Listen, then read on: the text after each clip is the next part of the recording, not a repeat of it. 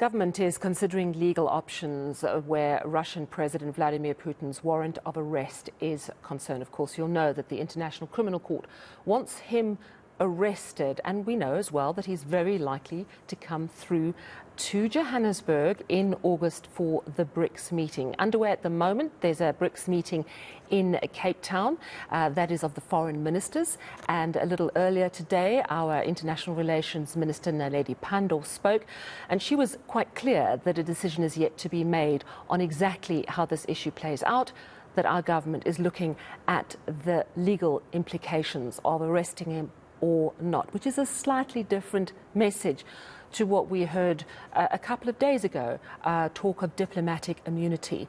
The head of our army saying that the president of Russia will not be arrested if he comes to South Africa.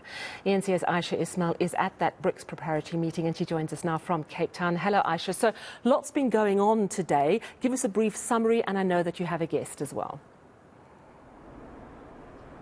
So, Sally, of course, as you said, this was a meeting and a gathering of BRICS foreign ministers, and it's all about talking about sustainable development. It's about talking about working together in terms of trade and industry and building our economies. And Minister Naledi Pandor again stressed that South Africa's membership of BRICS is not only to benefit South Africa, but it's also to benefit the entire African continent. But you were talking about the very contentious issue of that all-important meeting that is due to take place in Johannesburg in August, with the heads of state from BRICS countries attending that gathering. And of course, journalists here wanted to know from our Minister of International Relations and Cooperation whether Vladimir Putin will be allowed to attend. And she did say to them that perhaps that is not a question that needs to be posed to her, but she did talk about South Africa weighing up its options and talking about looking at the legalities. And what was interesting, Sally, was that she also talked about the fact that when somebody asked about Putin participating in this gathering virtually, she did say that diplomacy is not conducted behind screens and microphones. But I'm now joined by the spokesperson for the Department of International Relations and Cooperation, Clayson Monyela. Clayson, what do you think the minister was talking about when she said that diplomacy is not conducted behind screens and microphones? Didn't you and I work in the same newsroom at some time before? So what the minister was saying is that preferably when the heads of state of the BRICS countries meet in August, it should be in the same room. That's how we conduct diplomacy.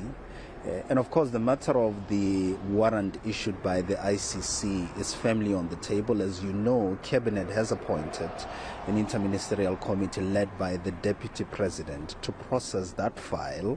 I am reliably informed that they are meeting on Monday, and so we should be reaching some finality in terms of recommendation to Cabinet as matters relate to the way forward on how South Africa plans to manage this. And I'm sure there will be an announcement. But where we are is that the BRICS foreign ministers are meeting here in Cape Town. Tomorrow they will be joined by friends of the BRICS countries. These are foreign ministers of other countries, including those that have expressed an interest to join the BRICS formation.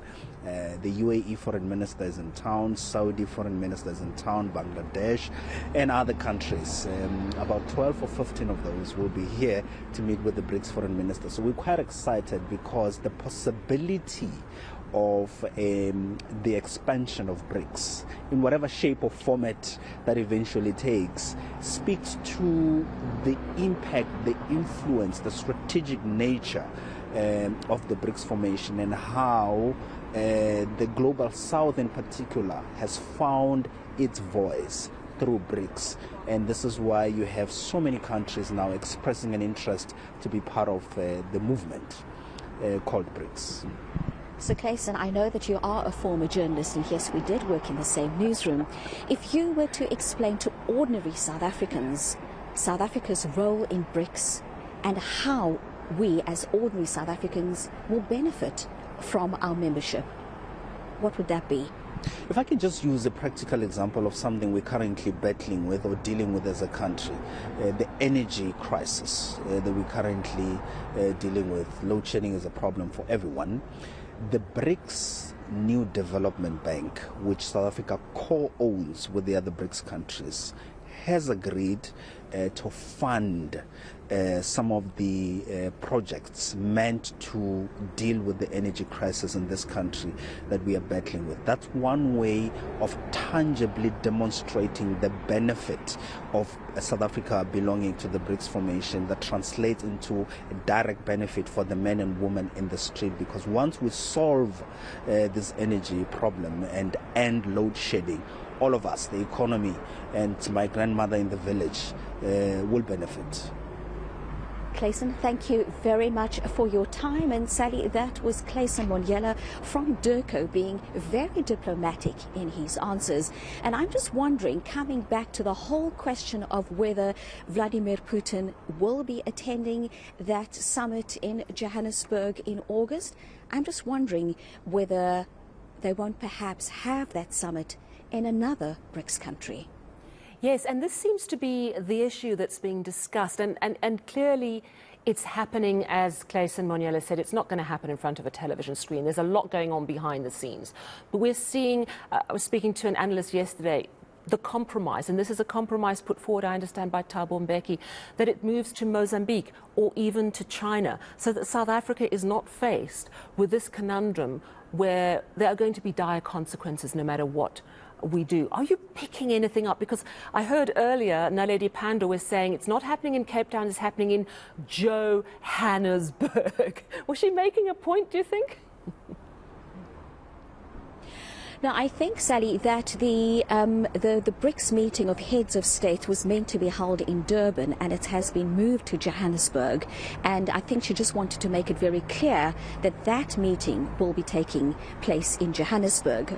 But of course, as you say, there's talk in the corridors that that meeting might not take place in South Africa, but that it might very well take place in another BRICS country, perhaps a country that is not part of the ICC, that hasn't signed the Rome Statute. Who knows?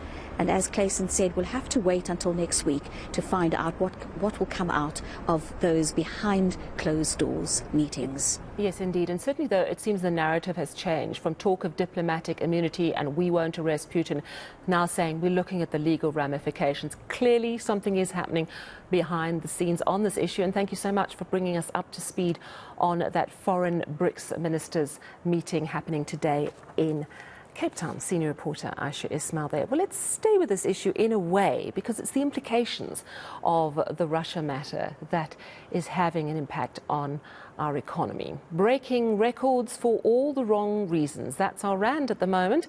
Despite an interest rate hike last week, the currency failing to